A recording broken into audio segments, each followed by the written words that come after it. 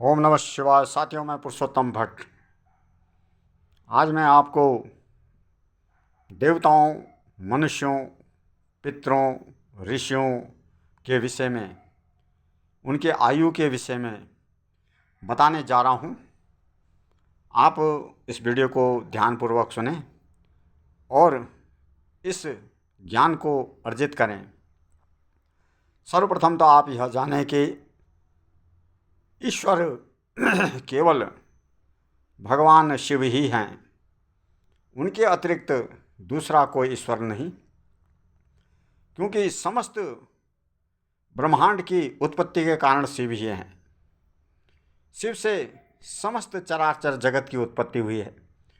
उसमें ब्रह्मा, विष्णु, इंद्र आदि, इनकी सारी उत्पत्ति भगवान शिव से हुई है। दुर्गा की, शिवा, काली की,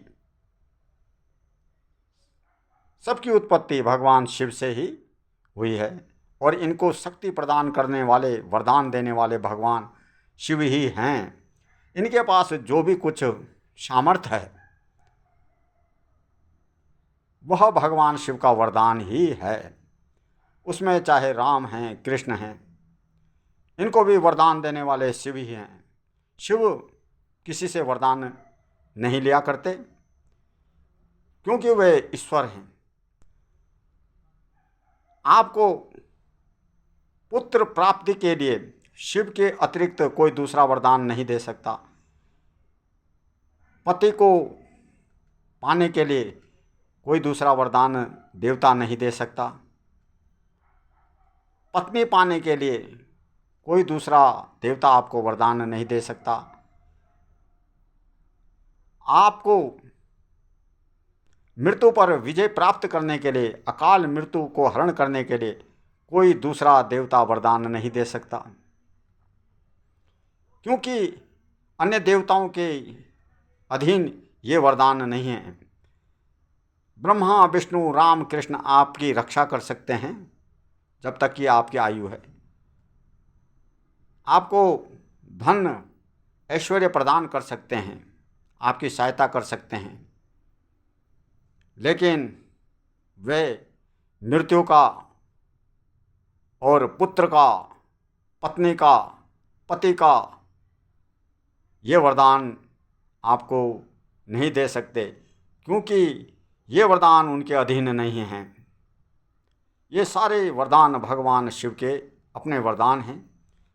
वे किसी से वरदान नहीं लेते, चाहे राम हो, कृष्ण हो। पुत्र को प्राप्ति के लिए, पत्नी को पाने के लिए स्वयं इन्होंने ही भगवान शिव से वरदान लिए। इसलिए आप समस्त विषयों को त्याग कर आज से ही भगवान शिव का भजन करें। आपके सभी मनोरथ सिद्ध होंगे, क्योंकि भगवान शिव ही ईश्वर हैं। इस अंधकार में आप ना रहिए, क्योंकि यह कलयुग है। इसके जो शास्त्र हैं, इसके जो याग हैं, विधान हैं, वे भिन्न हैं। जो मैं आपको बता रहा हूँ यह प्राचीन काल की ज्ञान विद्या, वेदों की विद्या, शास्त्रों की विद्या, पुराणों की विद्या है। समस्त पुराण शास्त्रों से हमने इसका निष्कर्ष निकाला है, और यह अपने मनोज्ञान से भी इस चीज़ का पता चल जाता है कि ईश्वर कौन है। मनोज्ञान न होने से सभी मनुष्य प्राणी विभिन्न देवताओं में विभाजित हो गए हैं और वे ईश्वर को भूल गए। साथियों, अब मैं आपको समस्त मनुष्य, देवताओं, पितरों, ब्रह्मा, विष्णु, रुद्र आदि के आयु के विषय में बताने जा रहा हूँ। आप ध्यानपूर्वक सुने। जब पृथ्वी में मनुष्यों का एक माह व्यतीत होता है, तब पितृलोक में पितरों का केवल एक दिन होता है। जब पितरों के 12 दिन व्यतीत हो जाते हैं, तब उपदेवताओं का, इंद्र आदि देवताओं का एक दिन होता है। जब मनुष्यों का 1 वर्ष पूर्ण होता है तब देवताओं का 1 दिन होता है। इस प्रकार से इन सभी की आयु 100 वर्ष की है। भेद इतना है कि मनुष्य का 1 महीना बीतने के उपरांत पितरों का 1 दिन होता है। यहाँ से आप इसका आकलन कर सकते हैं। इसी प्रकार से इन समस्त मनुष्य, पितृ, देवताओं की आयु 100 वर्ष की हुई। ब्रह्मा जी की आयु जब 4 युग व्यतीत हो जाते हैं, सतयुग, त्रेता युग, द्वापर, कलयुग, तब ब्रह्मा जी का 1 दिन मात्र होता है। और जब ब्रह्मा जी 100 वर्ष के अपनी आयु को पूर्ण करते हैं तब ब्रह्मा जी स्वयं परमात्मा शिव में विलीन हो जाते हैं।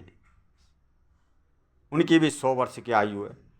उस समय भगवान विष्णु नारायण मात्र 1 वर्ष के होते हैं। और जब विष्णु जी अपनी 100 वर्ष की आयु को पूर्ण करते हैं वह भी भगवान शिव में विलीन हो जाते हैं, शिव में समाहित हो जाते हैं। तब रुद्र का 1 वर्ष होता है। वह रुद्र जिसको यह सारा संसार शिव समझता है, शिव के नाम से जानता है, वे सोमनाथ, केदारेश्वर, काशी विश्वनाथ, रामेश्वर, मल्लिकार्जुनेश्वर, ये जो 12 ज्योतिर्लिंग हैं ये सब रुद्र ही हैं। भगवान शिव ने अपनी उपस्थिति के लिए, देवताओं के लिए, जगत के कल्याण के लिए रुद्र का रूप धारण किया है। ये रुद्र भी जब 100 वर्ष की आयु को पूर्ण होते हैं उस समय ये रुद्र भगवान शिव में समाहित हो जाते हैं, अंतर्ध्यान हो जाते हैं और इस संसार का चक्र रुक जाता है।